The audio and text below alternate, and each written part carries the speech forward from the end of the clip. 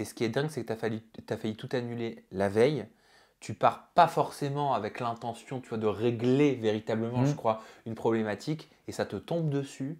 Hein. Ben, je pars avec une problématique où l'amour est un challenge. Oui, Voilà, problématique qui va changer en cours d'aventure. Mais je crois que exactement. mais tu t'attendais surtout pas à ce que, à une certaine date, tu allais peut-être rencontrer la femme de ta vie. Mais ça, on en parlera après. Bien sûr, ben non, moi je pars, en toute franchise, je pars dans cette aventure, je sais pertinemment que je pars rencontrer l'amour.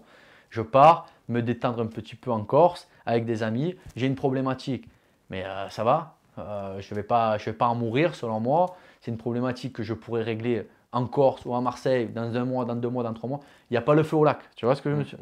Donc je pars dans cette aventure plus en détente, voilà, et dans l'esprit, je vais souffler un bon coup. J'ai fait une grosse saison d'été à Marseille avec le restaurant. Cette pandémie, elle est là. Donc, qu'est-ce que je vais faire? Je ne vais pas attendre chez moi en croisant les bras. Non, je vais profiter de cette aventure avec une production que j'apprécie. Et pourquoi pas trouver des solutions pour penser mes blessures. Alors en quoi l'amour est un challenge? Comment ça peut être un challenge? Alors, l'amour est un challenge. Je le voyais comment? Je t'explique en quelques mots. Cet été-là, l'été dernier, du coup, je me challengeais tous les soirs pour avoir une fille, pour avoir cette fille, pour avoir cette fille. Alors des fois, je me prenais des vents Ah oui, des targets monumentaux. quoi. Ouais, voilà, monumentaux, c'est pas grave, hein, je me suis pris des Mistral, mais gagnants. Et après, voilà, dans les soirs, je sortais, je me challengeais. Donc, j'avais aucune estime, ni de moi, ni de la personne en face, ni de quoi que ce soit. Je rentrais de soirée, j'étais un légume. J'étais mais à la ramasse. Voilà, je pensais être dans le droit chemin, mais j'étais en enfer en fait. Voilà, j'étais en enfer. Je croyais que sortir avec 3 filles dans la soirée ou en 48 heures, c'était le Graal, mais pas du tout. Au final, je ne me retrouvais pas. J'arrivais pas. J'ai donné une sale image de moi à Marseille, dans les établissements. Enfin, j'appréciais pas cette image.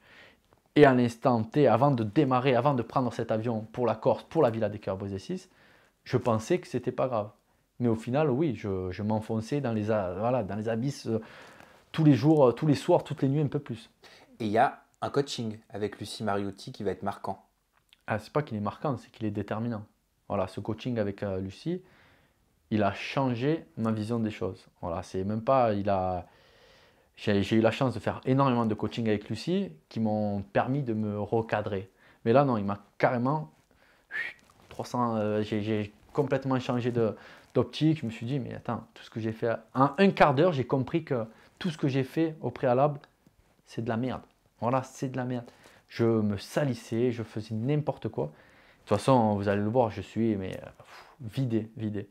Donc on comprend que mon histoire passée avec Manu, elle est encore présente, que ça me travaille et que finalement, j'ai pas fait le deuil réel de mon ancienne histoire avec Manu. Alors, c'est pas que j'avais des sentiments en instant T pour elle, c'est juste que j'avais pas mis un point à cette histoire avec elle. Tu vois, et ça, c'est dramatique pour une histoire. Parce qu'on ne peut pas en démarrer une Non. nouvelle si on n'a pas mis le point final à l'ancienne. C'était quoi ce point final qui manquait pour que tu puisses passer à autre chose? Ben, j'avais besoin d'extérioriser. Et de toute façon, dès que j'ai vu Lucie, ça m'a fait comme une évidence. J'ai compris que, en fait, dès que j'ai vu Lucie, habituellement, quand je la vois, à ma gauche, il y avait Manu. Donc là, j'ai vu Lucie, j'ai vu que j'étais seul, et ça y est, j'ai eu le déclic. J'ai compris que ça y est, j'avais avancé, qu'il n'y a plus Manu à mes côtés, j'ai clôturé cette histoire, et j'arrivais pas à parler. Donc c'était vraiment très très fort. Même avec Lucie, on s'est pris dans les bras, et elle a compris que c'était un virage pour moi. J'ai vu enfin mon ancienne vie, j'ai pu lâcher la main à mon ancienne vie pour envisager et entrouvrir la nouvelle.